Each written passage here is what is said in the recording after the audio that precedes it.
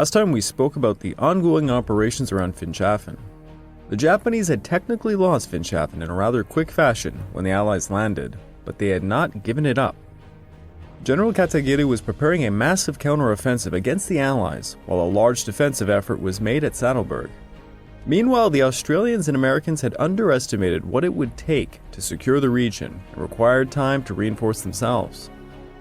Some ground was still gained and much patrolling was done, but the real battle for Finschhafen was just about to be let loose.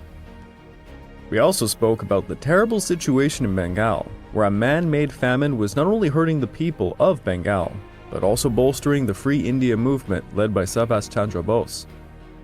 Today we're going to continue these stories and more. This episode is The Defense of Finschhafen.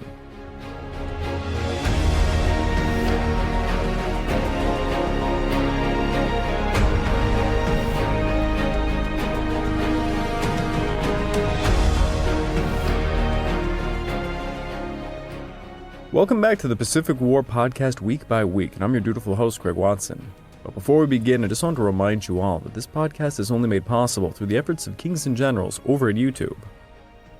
Perhaps you want to learn a bit more about World War II? Kings and Generals has an assortment of episodes on World War II and so much more, so go give them a look over at YouTube. So please subscribe to Kings and Generals over at YouTube and continue to help us produce this content by checking out www.patreon.com/kingsandgenerals.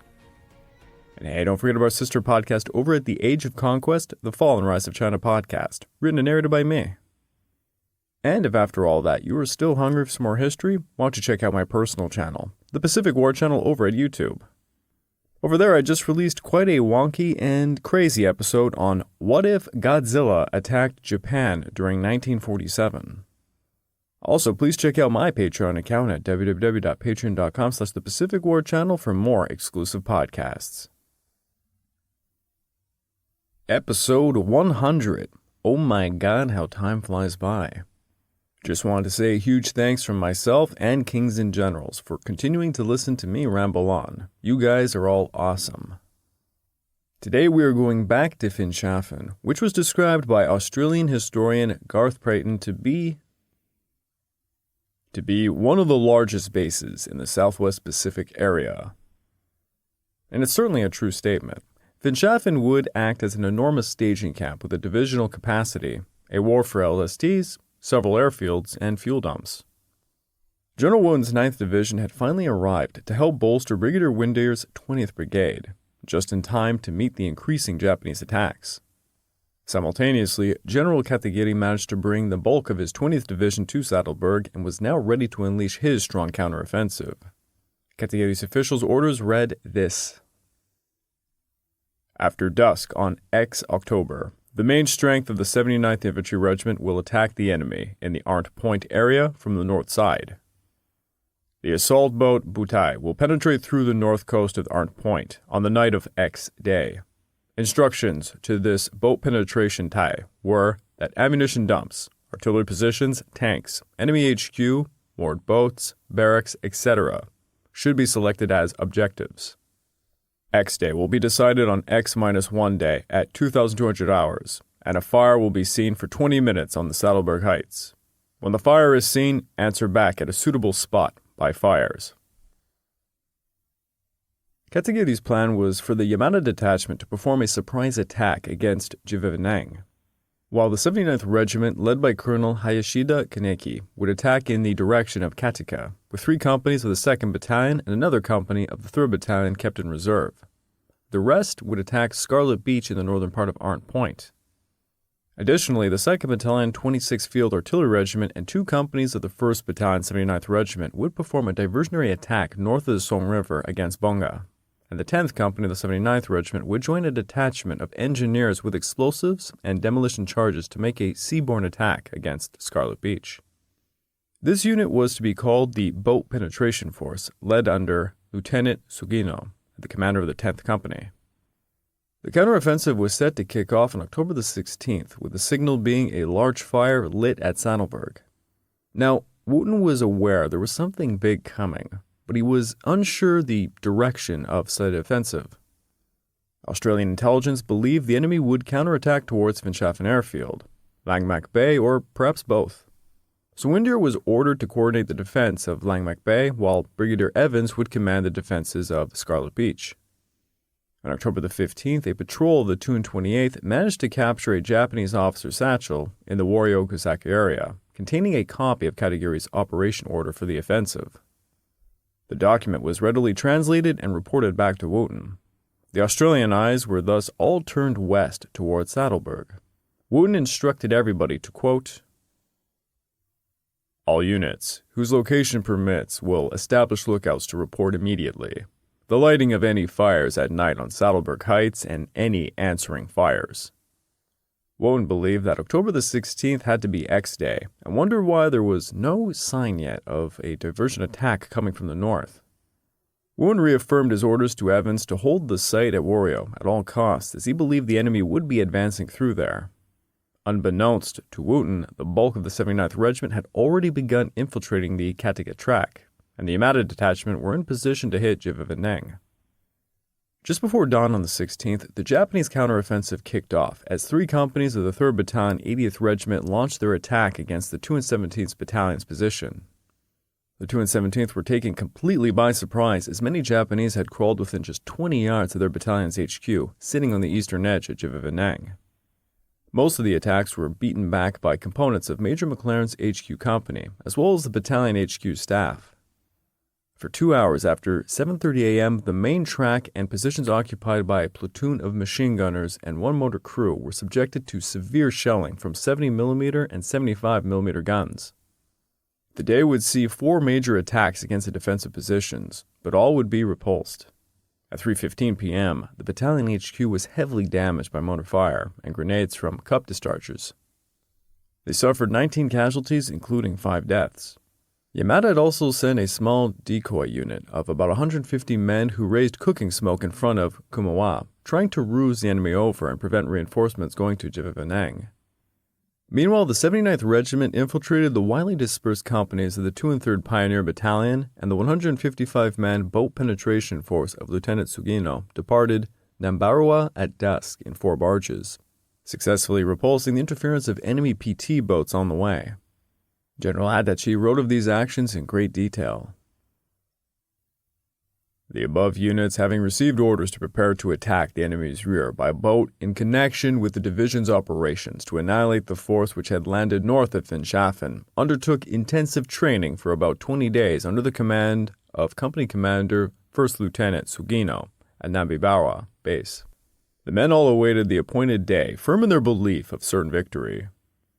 On the 16th of October, 1943, at the time of the attack, by the division's main strength to annihilate the enemy north of Kattegat, the unit received orders to penetrate the shore south of the mouth of the Song River.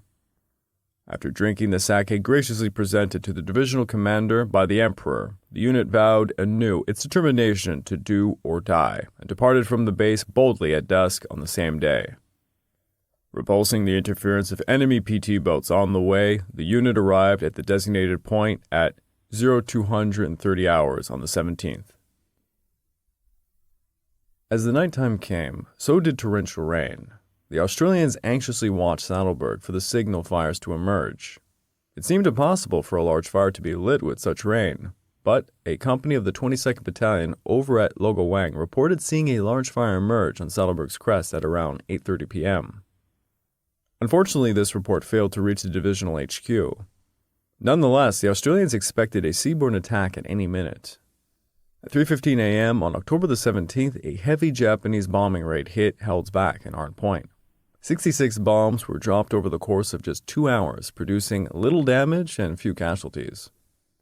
At 3:55 a.m., Australian Coast Watcher Captain D.C. Sykman at Gusaka reported seeing 4 Japanese barges heading south. Nearly an hour later, another 3 barges, hiding in some rain squalls, approached Scarlet Beach. Evans prepared his 2 and 43rd and 2 and 28th Battalions for battle. At 4:10 a.m., the barges were approaching the north end of Scarlet Beach as Companies A and D of the 2 and 28th, Captain Harris's 10th Light Anti-Aircraft Battery, a detachment of the 2 and 28th Anti-Tank Platoon, and a detachment of the 532nd EBSR were sitting on Bofor guns, 2-pounders, 37mm, and Browning .50 calibers waiting for them. When the barges got 50 yards from the shore, the Bofors were the first to light them up, followed by the rest. However, the Bofors were aimed too high to effectively fire on the barges, allowing 2 barges to hit the beach. The 37mm, small arms, and .50 Brownings fired upon Seguno's raiders. Meanwhile, Private Nahan Van Noy withheld 2 flamethrower units to wait for the enemy to approach. The Japanese came surging out of the barges, tossing grenades as they did, and they closed in. Van Noy's flamethrowers jumped up and fired upon them. The flamethrowers stopped the Japanese charge in its tracks as the Brownings cut them to pieces. Van Noy's legs were nearly blown off by multiple grenade hits. Seguno's raiders were pinned down in the mayhem, but they continued to lob grenades in the cover of darkness. The grenade onslaught destroyed 3 anti-aircraft guns, 4 field guns, 2 ammunition depots, 2 machine guns, and 2 pom-pom automatic cannons and numerous small arms. As light began to emerge, the Japanese were becoming more and more exposed, so Seguno ordered the men to crawl north along a split across the Song. 40 dead Japanese littered the beaches out of an estimated 100 who landed. 60 managed to escape north, but 24 of them would be killed by hunters of the 243rd Battalion later on. The raiders had not been able to disable the Allied guns, but much akin to how pilots exaggerate their kills, so did the raiders. General Adachi wrote in his report, "Defying fierce artillery crossfire, the troops landed from the boats immediately. Taking up positions indicated beforehand, the 3 platoons advanced in columns in different directions. The infantry and engineers advanced as one body creeping through the jungle. They annihilated the panic-stricken enemy everywhere and achieved glorious and distinguished success. They killed more than 430 of the enemy, destroyed 7 anti-aircraft guns, 5 machine cannons, and MGs, and 5 ammunition and supply dumps. Moreover, they blew up the enemy headquarters and bivouac tents, thus destroying the center of command. These were in fact the tents of the casualty clearing station. Raiding the area at will and with raging fury, they surprised and overwhelmed the enemy. By disrupting his command organization, they established the foundation for the victory of the division's main strength.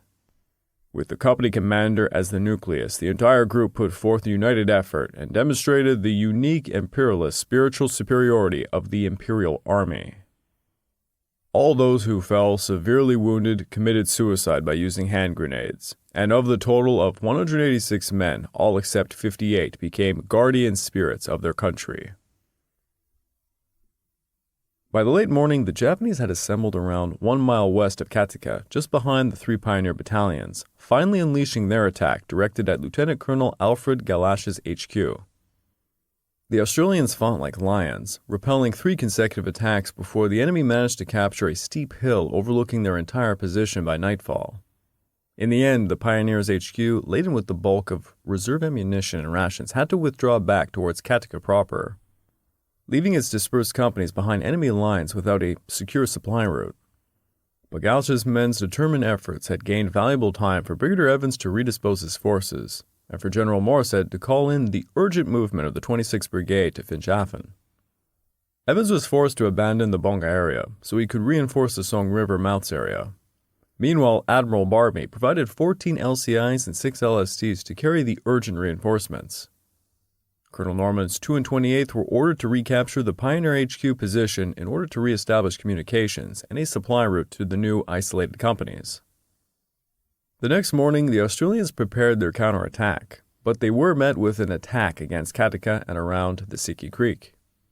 The Australians managed to repel the initial assaults thanks to some artillery of the 2 and 12th Regiment, which Katakiri had no answer for, as the Seguno raiders were supposed to have taken them out. However, the Japanese soon gained momentum as Evans tried to strengthen Scarlet Beach's defenses by arranging a semicircle of infantry companies between the Song and Siki. By midday, an Australian platoon, led by Lieutenant Wedgwood, gained a position north of Katika's track, who reported killing 33 Japanese and suffering 11 casualties in the process. Norman ordered Wedgwood to get his men out of there, but the platoon commander asked permission to hold his position, which he thought was critical. It seems Wedgwood was correct in his assessment, as his platoon's little position on the track caused Hashiyuda to pause his attack. Meanwhile, Katagiri launched his diversionary attack north of the Song River at 3:30 p.m. This effectively held up the 243rd Battalion over at North Hill. Simultaneously, Hashida ordered some troops to advance south of the Siki Creek to try and outflank the 228th position, and they remarkably made it all the way to the Siki Cove doing so.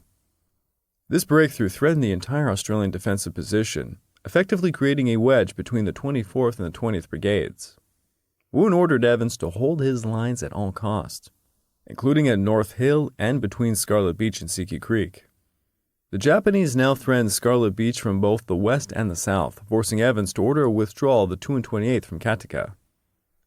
It was a controversial decision that would anger Wooten.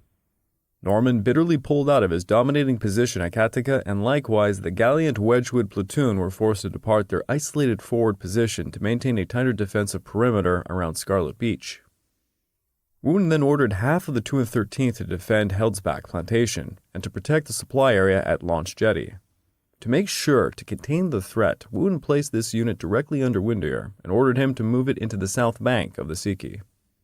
Hayashida's men found Katika abandoned by dusk and proceeded south of it to hit Heldsback and then Finschhafen. Yet, just in the nick of time, Windeyer's troops arrived to prevent the 79th Regiment from crossing the creek during the night. Meanwhile, the 80th Regiment continued their assault against Jivenang. The assault was that of a static fight along the Saddleburg Road and the Kumawa Track. Some infantrymen who fought there wrote this in their diaries. I eat potatoes, and I live in a hole, and I cannot speak in a loud voice. I live the life of a mud rat or some similar creature. Another diary read, What shall I eat to live? What has happened to the general attack? The enemy patrol is always wandering around, day and night. A third diary read, I heard that the 79th Regiment has forced the enemy in the sector of Arn Point to retreat. This is the first good news I have heard since I left for the front. The 217th were completely surrounded. The 80th Regiment had effectively raised a siege at Jivenang. On the 18th, the 217th's diarist wrote this. This morning revealed that the enemy had cut the main Saddleburg Road to our east and was sitting astride the track. Japanese sniper rounds, mortars, and grenades from cup dischargers rained hell upon the trapped defenders. With the enemy advancing along the Saddleburg Road, Windeyer ordered the isolated pioneer companies to hold the road in front of Zag. With so many Allied units isolated behind enemy lines, emergency airdrops of ammunition were flown by pilots of the No. 4th Squadron. On October the 19th, after repelling enemy attacks against Scarlet Beach, Colonel Norman moved in to hit back at Katika, surprising the Japanese. At 3:50 p.m., Kopach's company of the 228th, followed by two platoons, charged Katika under artillery support. The Japanese defenders were taken by complete surprise when the Australians hit them from the north, so quickly after losing the position. The battalion diarist wrote, Enemy appear slightly peeved and evidently had not appreciated the possibility of our reoccupation of these positions. The Japanese bitterly gave up the vital area, and this was coupled with a sudden and unexpected Australian presence south of the Siki. Hayashida, in response, had to reorganize his units. By nightfall, Brigadier Whitehead's 26th Brigade, reinforced with a tank squadron, landed at Lagmac Bay by midnight thanks to Admiral Barbie. The next morning, Norman ordered a company to dislodge the Japanese at Siki Cove. At 8:38 a.m. on the 20th, two platoons charged the cove and they were met with Japanese fire from the Razorback to the south. By 9:26 a.m., the platoons became pinned down. Lieutenant Wedgwood's platoon attempted an encirclement maneuver, but he was also pinned down. The Australians took too many casualties, forcing Norman to withdraw them. Although the assault on Siki Cove was unsuccessful, the Japanese machine gun positions were now located, so at 2:30 p.m. some Vickers were placed forward to hit the enemy cove. The 228th's diarist wrote this. This caused considerable retaliation by the enemy. A terrific firefight ensued, causing mild panic amongst beach defense personnel who thought enemy were breaking through. Eventually, the Japanese machine guns were silenced, mainly by 3-inch mortar fire. Throughout the rest of the day, the Australians repulsed a number of attacks on Katika and the Saddleburg Road. After days of resisting tooth and nail, the isolated pioneer companies along the Kattegat track were forced to pull back towards the beach. At 9:15 a.m., a boomerang dropped a message on the pioneers stating this: "You will rejoin main body, North Hill, Scarlet Beach or Zag. Suggest route crossing Song River, moving along it to North Hill." Nearly an hour later, another plane dropped 3 canisters of ammunition, though the men had hoped for rations. The men buried their surplus ammunition and began marching single file north. The pioneers had borne the brunt of the main attack, and their mere presence had caused concern for the advancing enemy. The Japanese counterattack halted just when Wotton received his 3rd Brigade. He therefore believed the time was ripe to steal the initiative and to issue orders to Whitehead and Evans to drive the enemy from Siki Creek, while the entire 2 and 13th would advance up the Saddleburg Road to support the 2 and 17th. On October the 21st, Hayashida's battered forces prepared to abandon Siki Cove, retreating westwards. The 79th Regiment had sustained huge losses. The men were exhausted. Food was running low, leaving many to live on just a few potatoes. On the 22nd, reports came in that the Japanese could be seen withdrawing, prompting Norman to push further west of Kattegat, while one of his other companies hit Siki Cove again. During the afternoon, the Japanese launched a surprising counterattack against Kattegat, but they were repulsed. Despite fighting them off, the Australians would be unable to advance further for the day. Katagiri then decided to reinforce Hayashida with 2 companies of the 1st Battalion, 79th Regiment, trying to break the Allies' hold over Kattegat. On October the 23rd, Evans' men finally got some breathing space, so they could reorganize their forces.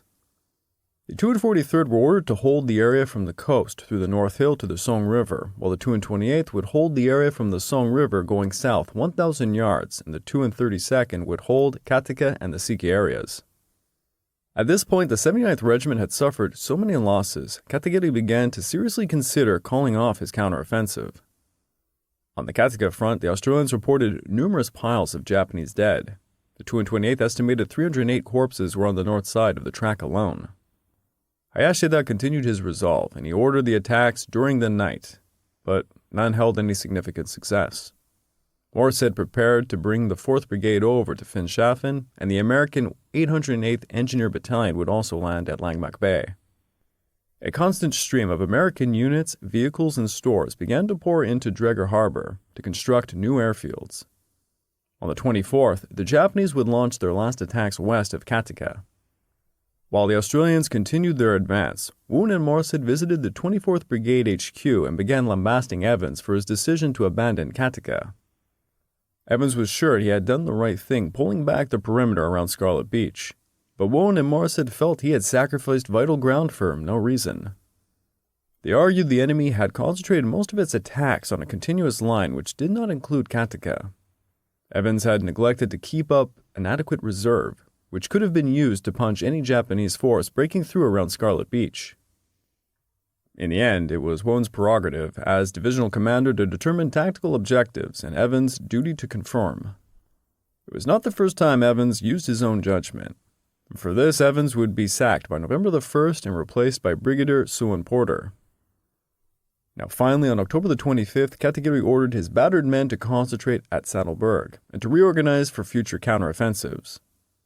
For the next 3 days, the 24th and 26th Brigades pushed forward their defensive perimeters, giving a depth of over 1,200 yards inland from Scarlet Beach to Kattegat. The Saddleburg Road situation remained unchanged, with each side exerting pressure, but unable to shift the other. Katagiri's counteroffensive had thus failed. The Australians estimated 679 Japanese had died, with many more killed by artillery and motor fire. Woon's staff estimated the overall casualties for the Japanese to be around 1,500. The Japanese would officially report 422 killed, 662 wounded. For the Australians, they had 228 casualties, of which 49 were dead. On October the 28th, Woon received the 4th Brigade at Finschhafen, and he prepared an offensive against Saddleburg and Wario, yet again. This time, Windier's force would regain full control over the Saddleburg Road up to Jiviveneng. The 2 and 13th advanced to the Coconut Grove by October the 29th in an effort to support the 2 and 17th as they attacked east at Jiviveneng. For the next few days, the Australians pressed upon Jiviveneng with a series of assaults, but Yamada's men held on tenaciously. By the end of the month, the 217th were suffering from sniping attacks, sickness, and precarious supply lines. The battalion's diarist wrote this: "The battalion at present is rather uncomfortable owing to the almost insistent rain over the past 48 hours. This afternoon, mist obscured the whole area and seriously hampered vision. Everyone presents rather a sorry spectacle, as we are now reduced to one set of clothing. A relief will be welcome when it arrives. The main Saddleberg Road has been cut now for 13 days, but it is hoped that this situation will be rectified in the very near future." On November the 1st, the 217th and 213th resumed their attacks against the Japanese pocket, but they were repelled each time, suffering terrible casualties. On November the 2nd, pandemonium broke out when the 213th fired all of their weapons for 15 minutes in a grand diversionary demonstration, as the 217th successfully launched an attack, taking a position north of the road, around 150 yards from the 213th. The enemy was now firmly wedged between them. Also on November the 2nd, it was expected the 20th and 26th Brigades plus their tank squadron would relieve them. Woon ordered Windeyer to reopen the Saddleberg Road so another fierce attack could occur. And just as this was about to happen, the Japanese were preparing to evacuate their pocket. Finally, on November the 3rd, after abandoning their positions, the road was opened and the vanguard of the 26th began to arrive, and Windeyer's battered men began to pull back. Meanwhile, White had assembled his forces along the Saddleberg Road preparing for the new offensive. Woon's intention was for the 26th Brigade to capture the high ground of the Saddleberg-Palanco and to subsequently advance to the Gusaka-Wario line. He had 18 tanks to toss up the Saddleberg Road, and he stressed to all of his men to conceal them until the attack occurred. He also sent advance patrols who discovered a number of the enemy had posts west of Jivanang, such as a prominent feature called the Steeple Tree Hill. Brigadier Porter's 24th Brigade's patrols would also find Japanese defending Bonga and Pino Hill. General Adachi visited the front lines in late October, where he found most of Katagiri's units had been reduced to below half strength, and the division was suffering from supply difficulties. Despite this, Katagiri was confident his men could pull through, and he planned to gradually annihilate the enemy via a series of smaller limited attacks. Thus, the 80th Regiment would secure Saddleberg Heights, and the 79th would secure Nongora, just in front of Wario. General Adachi also visited Kira, where the 51st Division had just arrived. There, he ordered General Nakano to deploy his forces along the coast between Madang and Seo. The Japanese were going to make the road to Saddleberg a road to hell. I would like to take this time to remind all of you that this podcast is only made possible through the efforts of Kings and Generals over at YouTube. Please go subscribe to Kings and Generals over at YouTube and continue to help us produce this content by checking out www.patreon.com/kingsandgenerals. And hey, don't forget about our sister podcast over at The Age of Conquest, The Fall and Rise of China podcast, written and narrated by me. And if after all that you are still hungry for some more history, why don't you check out my personal channel, the Pacific War channel over at YouTube. Want to watch something both very serious and silly as hell? Check out my new episode on What If Godzilla Attacked Japan in 1947, which is the premise of the new movie Godzilla -1. Also, please check out my Patreon account over at www.patreon.com/The Pacific War channel for early access to all of my content and, of course, for exclusive podcasts. Again, this is episode 100, and a big thanks from myself and Kings and Generals to all of you for hearing me ramble on for this long. The Australians and Americans managed to thwart General Katagiri's large counteroffensive against Finschhafen. It was some brutal fighting that greatly hurt the Japanese. Now they were again on the defensive, and the road to Saddleberg would be soon covered in more blood.